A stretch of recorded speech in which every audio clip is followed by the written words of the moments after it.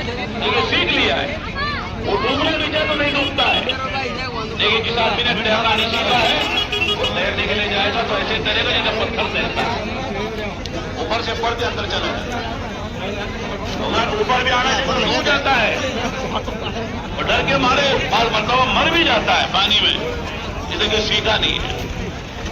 एक मिसाल और मैं देता हूं तो समझने के लिए, हवाई जहाज उड़ाना बहुत मुश्किल है, लेकिन सीखने वाला एक बर्रे आजम से दूसरे बर्रे आजम लेके जाता है।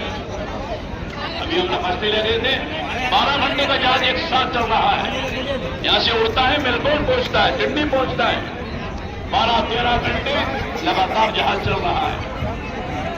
इसलिए कि सीख लिया पायलट ने, उड़ाना आसान हो गया।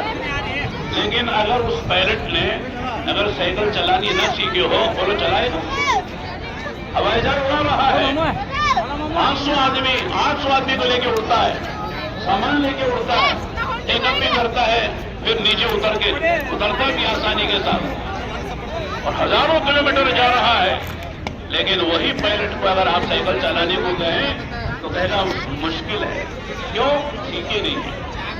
अगर वही साइकिल हमारे बच्चे को दो, जो हमारे नवासे पोतरे होते हैं, छोटे बच्चे 5 साल के 7 साल के, किस तरह चलाते हैं आप देखते हो।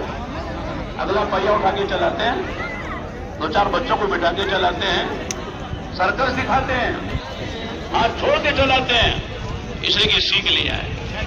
और मेरा दोस्तों, दीन सीख लिया तो आसान है, नहीं सीखा है तो मुश्किल है। तबलीग में ही कहते हैं अल्लाह के रास्ते में जाओ, दीन सीखो।